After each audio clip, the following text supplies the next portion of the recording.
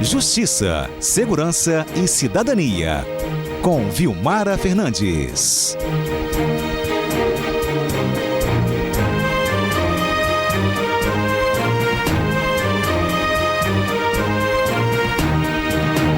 O destaque de hoje, gente, é a falta de defensores públicos para atender a população capixaba. Bom dia, Vilmara. Bom dia, Fernanda. Bom dia aí aos nossos ouvintes. E esse é um grande problema, né, Fernanda? Vale destacar que as pessoas que têm algum processo, alguma situação na justiça, tem um tripé ali, né? Você tem um juiz, você tem um promotor e do outro lado você tem um advogado, quem tem condições de pagar por um advogado, né, são papéis importantes, e quem não tem depende de um defensor público, né? E é exatamente isso que nós estamos falando, né, da ausência de defensores públicos diante, inclusive, dessa demanda crescente, né, no judiciário.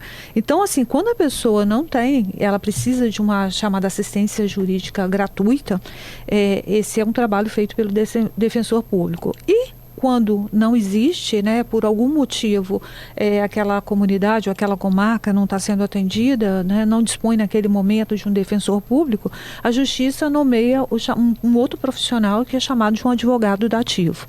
E foi desse levantamento de quanto o Estado gastou com advogados dativos no ano passado e nos anos anteriores que a gente chegou a esse valor de que no ano passado, por exemplo, né, tem sido um custo médio ali, mas no ano passado foram gastos em torno de 14 milhões pagos para esses profissionais, né, que eles oferecem, eles estão substituindo, eles são nomeados aí pela Justiça para substituir os defensores públicos quando não está sendo possível esse atendimento, e eles fazem o atendimento do processo.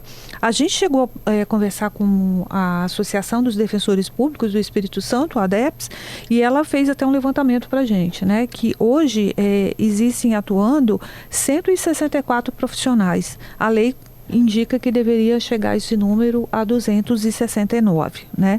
A gente sabe que também tem um número de que das 69 comarcas capixabas, e aqui vale fazer um destaque, porque comarca nem sempre é cidade, né? Às vezes uma comarca pode reunir mais de uma cidade, né? Tanto que nós temos 78 municípios, são 69 comarcas. Nessas 69 comarcas capixabas, a defensoria está presente em 31, né? Ou seja, em 38 ela não está presente.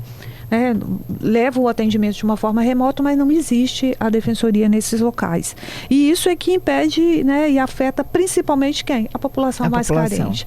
Segundo o próprio presidente da ADEPS, o Rafael Rangel, o que acontece? São até mesmo comunidades que têm um IDH, que é um Índice de Desenvolvimento Humano, menor do que os da Grande Vitória, né, que indica também que é uma população, é um indicativo aí da população ser um pouco mais carente. Então, para garantir essa assistência jurídica, o que resta é a nomeação desses. No ano passado, só para você ter uma ideia. Teve concurso? Teve. No ano passado teve um concurso realizado pela Defensoria para ocupar essas vagas, para ocupar as vagas que existem, né? Mas o concurso foi para somente 35 vagas.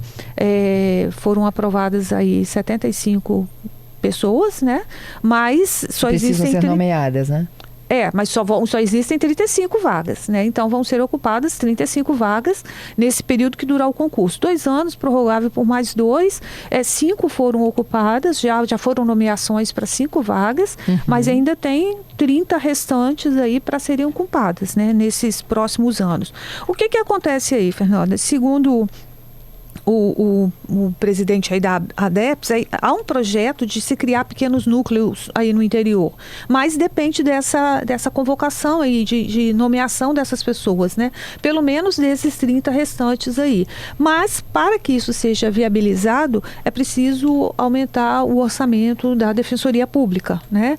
E aí eles estimam em torno de 30 milhões para que, além de você nomear um defensor público, você precisa de uma estrutura física para atender essas pessoas. Então, eles estão estimando aí em torno de 30 milhões. E aí eles precisariam de um acréscimo aí no orçamento deles, que hoje está em torno de 142 milhões. O que acontece, Fernanda, é que a gente está falando dessa discussão toda porque já existe uma ação na Justiça, uma ação civil pública movida pelo Ministério Público desde 2019, né, cobrando essa reestruturação aí da Defensoria Pública e de que sejam nomeados novos defensores para resolver esse problema. Numa decisão que é chamada de primeira instância, né, houve uma decisão favorável a essa reestruturação. O Estado recorreu contra essa decisão e isso está agora para ser decidido pelo Tribunal de Justiça. E aí, diante desse impasse, né, já que envolve aí uma decisão do Tribunal de Justiça que vai afetar os cofres do governo do Estado, né, do Executivo. Sim. Então, o desembargador resolveu convocar uma audiência pública que é prevista em lei para debater isso no próximo dia 15, né, a partir das 9 horas lá no Salão do Pleno, onde vai ser discutido isso com todos os envolvidos, né, para se chegar numa solução, né, de o que pode ser feito para resolver essa dificuldade, como é que vai se transpor, até porque já existe previsão constitucional, né, para que seja ocupado todos os cargos e também que é o que eu falo da emenda constitucional 80 de 2014, né, ela deu um prazo até de 8 anos que venceu em junho de 2022, para que essa reestruturação das defensorias em todo o país fosse feita, mas até agora não aconteceu na modalidade, na forma como está previsto na lei, né? Eles estão na expectativa de que, se não todas as vagas, pelo menos que se consiga ocupar essas 30 aí. O Estado, a gente procurou a Procuradoria-Geral do Estado, né, que não se manifestou por nenhuma nota, mas no processo eles informaram que essa é uma decisão, eles consideram essa decisão como uma interferência aí do Poder Judiciário aí, no âmbito aí, desrespeitando aí o que eles chamam de princípio de separação dos poderes e que não tem recursos no momento e que isso poderia afetar a lei de responsabilidade fiscal e então a gente ainda não sabe como é que vai ficar decidido em relação a ao Estado, nessa audiência, após essa audiência pública. E a Defensoria Pública também foi acionada e ela disse que é uma oportunidade, a audiência, para que todas as partes envolvidas discutam uma forma de resolver o problema e de entrar com um aporte de recursos aí para solucionar essa dificuldade aí. E que, lembrando, Fernanda, que essa dificuldade aqui, ela afeta diretamente a população e, como a gente já falou no início, ela afeta a população mais carente, que é a população que depende de um defensor público para prestar um atendimento, né?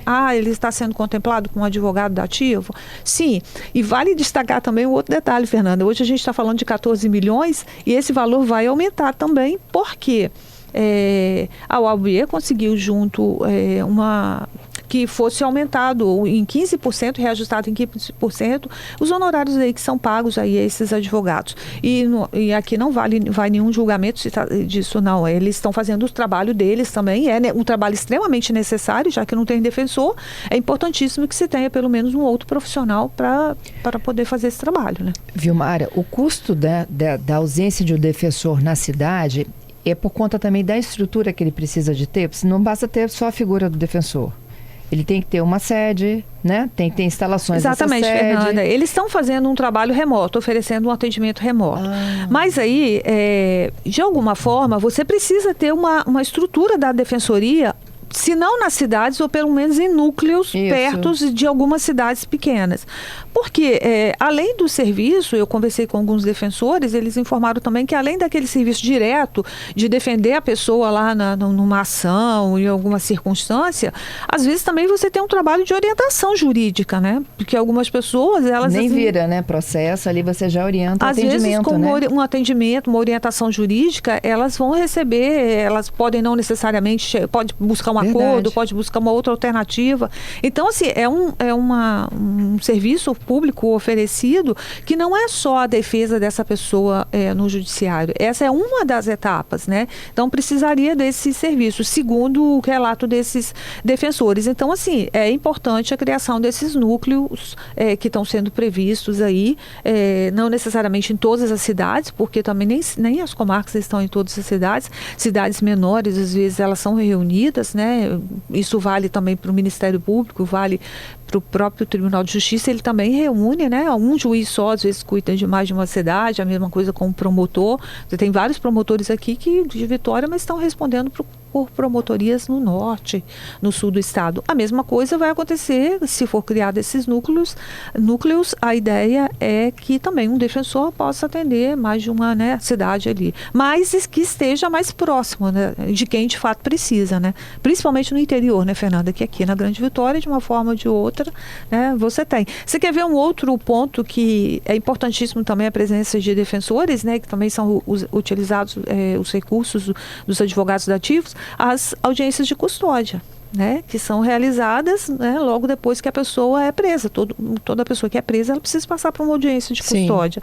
E na audiência de custódia, quando ela tem condições de acionar um advogado privado, do contrário, ela vai defender de um defensor público, ou que o juiz nomeie aí um advogado dativo, né, para poder ajudar essa pessoa, né, auxiliar essa pessoa naquele momento ali.